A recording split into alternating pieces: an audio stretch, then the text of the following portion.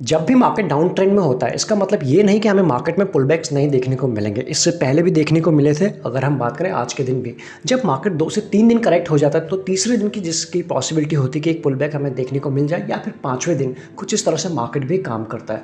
Depend करता है कि पुलबैक कितना बड़ा है, कितना बड़ा गैप क्रिएट हुआ है। उसको गैप फिल करने के लिए कभी कभी 50% का रिट्रेसमेंट होता है, कभी कभी फुल हो जाता है। तो ऐसे में अगर हम बात करें आज के मार्केट की, आज के मार्केट में भी कई बार मार्केट ने स्विंग चेंज किया, लो पे ओपन हुए, उसके बाद ऊपर आए यानी कि 15,900 तक आए, फिर घूमे वहाँ से एक बार 15,650 तक आसपास तक, एंड देन वापस से क्लोजिंग हमें स्ट्रॉन्ग मिली है आपके सामने 16,000 के आसपास। तो कई बार मार्केट ने अपना ट्रेंड चेंज किया, तो हमें भी लगा, यानी ट्रेडर को भी अपना ट्रेंड चेंज करना पड़ा। यही है कि मार्केट के साथ अगर हमें टिकना है तो ट्रेंड के साथ काम करना पड़ेगा।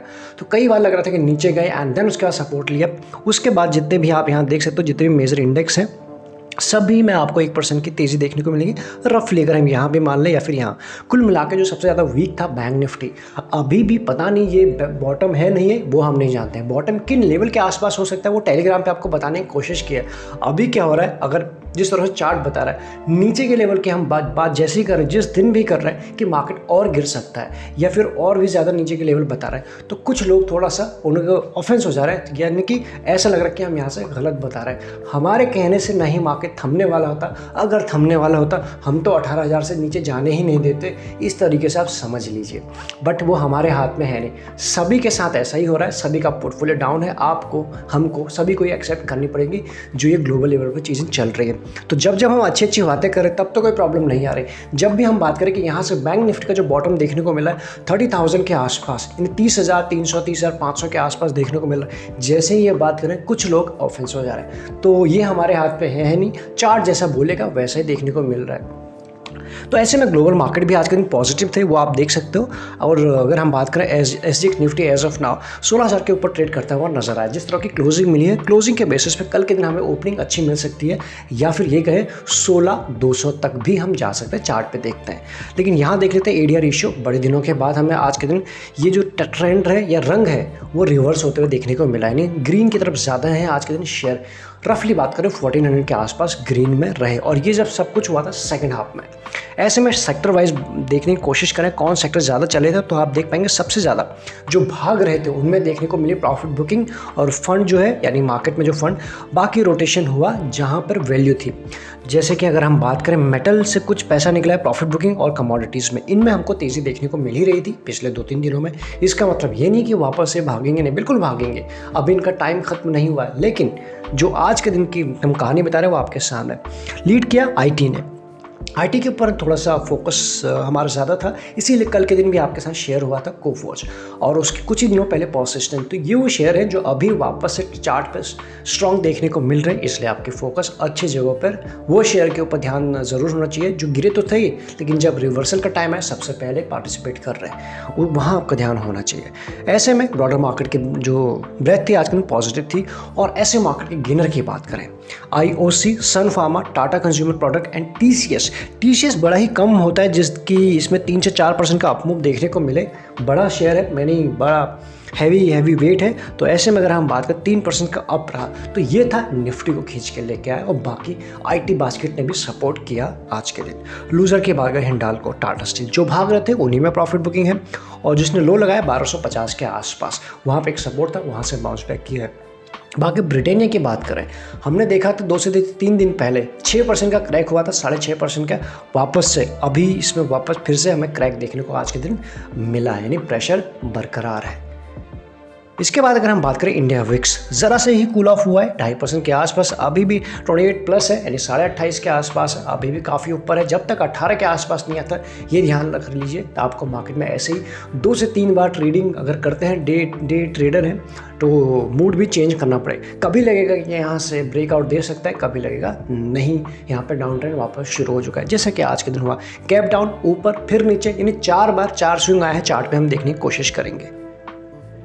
इसके बाद आईपीओ तो मार्केट में कोई ऐसा है नहीं, तो हम चलते हैं स्टॉक्स फॉर स्विंग ट्रेड के लिए, जहाँ पर अपॉर्चुनिटी बनते हुए देखने को मिल रही है। पॉलीकैब की बात करें, पॉलीकैब अपने 200 ईएमए के आसपास था, कल के दिन की बात करें जब मार्केट गिरा था, वहाँ से ज़रा सा बाउंस बैक हुआ और आज के दिन 0.25% के आसपास पॉजिटिव रहा। तो ऐसे में अगर ये वापस उन लेवल के आसपास आता है जैसे कि मार्केट वॉलेटाइल बना हुआ है, हमें डेफिनेटली मौका मिलेगा। तो 200 EMA के आसपास आता है, उस टाइम ये देखना है क्या उसके रिस्पेक्ट करता है, क्योंकि मार्केट भी बिल्कुल अपने बहुत करेक्ट हो चुका है, एक इंपॉर्टेंट लेवल के आसपास आ रहा है। वैसे ही ये शेयर भी अभी भी अपने 200 EMA के ऊपर टिका हुआ है, तो टिका हुआ है तो तब तक तो स्ट्रॉन्ग है, तो इसके ऊपर आप नज़र रख सकते हैं। अदरवाइज अच्छी क्वालिटी का स्टॉक्स है, कई बार हमने अपने चैनल पे इसको कवर किया डिटेल में, तो आप चाहें तो जाके चेकआउट कर सकते हैं, बाकी सारी चीज़ें क्लियर वहाँ हो जाएंगी। तो ये है वो शेयर जिसके ऊपर आपको रखनी है नज़र। अब बात करते हैं चार्ट एनालिसिस की। सबसे पहले हम बात करें निफ्टी का 1 डे का चार्ट ओपन है और ये थी बैक टू बैक, जिस गिरावट के बाद बैक टू बैक हमें गिरावट देखने को मिली, यानी 1 2 3 कल जिसके हम बात करें तीसरे दिन या फिर पाँचवें दिन में हमें कुछ ना कुछ अपमूव देखने को मिलते हैं। तो कल भी कुछ ऐसा ही हुआ, लो लगाया था और वहाँ से कुछ रिकवरी हुई थी, और आज भी लो लगाया उसी लेवल के आसपास गए, थोड़ा नीचे गए, वहाँ से ग्रीन कैंडल बनी है। तो ऐसे में जो निफ्टी ने गैप क्रिएट किया था कल के दिन, यानी कि 16,200 का, वो गैप अभी फिल करने के लिए वापस आ रहा है। जिस भी तरफ के गैप है मार्केट उनको डेफिनेटली फिल करने के लिए आ रहा है, फिर चाहे पूरा नहीं तो हाफ से ही, हाफ 50% रिट्रेसमेंट हो ही रहा है।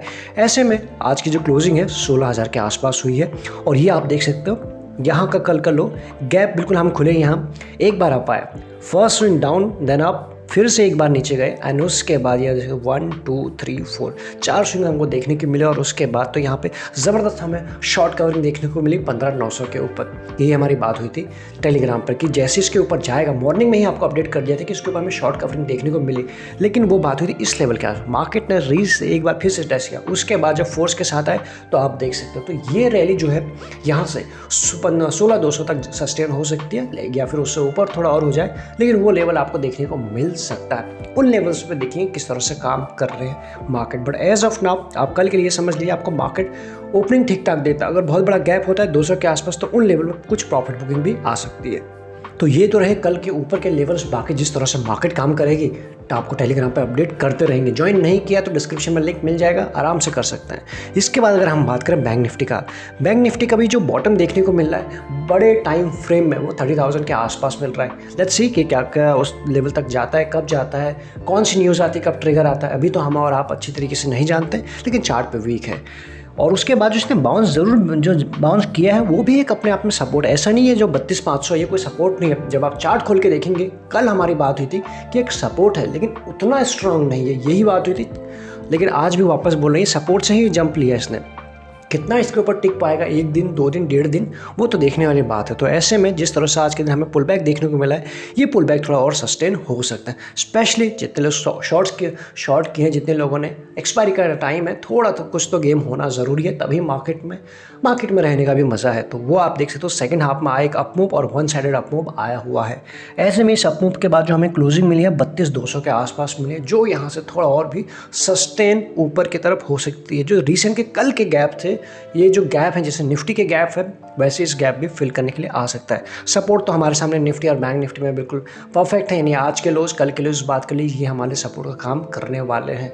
बाकी स्ट्रॉन्ग सपोर्ट की हम बात कर रहे हैं वो आप जान चुके हैं, निफ्टी में कहाँ है और बैंक निफ्टी में कहाँ है, किस तरह से किस लेवल के आसपास एक्सपायरी होती है, वो तो आज से ही इसका जो गेम है वो शुरू हो चुका है सेकेंड हाफ से।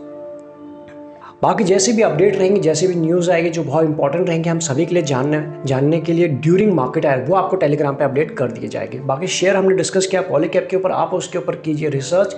कल भी कुछ शेयर डिस्कस किए थे, हर दिन एक शेयर डिस्कस करते हैं, अच्छे से आप रिसर्च कीजिए, क्योंकि ये मार्केट जो इस टाइम है ये आपको एक मौके दे रहा है। पोर्टफोलियो डाउन है, इसके बाद भी अगर आपके पास कुछ कैश है अवेलेबल है, एवरेज कर सकते हैं और या फिर खरीद सकते हैं, तो धीरे धीरे करके इस लेवल के आसपास, यानी कि जहां आज मार्केट आया था 15-16 हज़ार से भी नीचे जब आया था, उन लेवल के आसपास आपको डेफिनेटली कुछ ना कुछ ऐड करना चाहिए।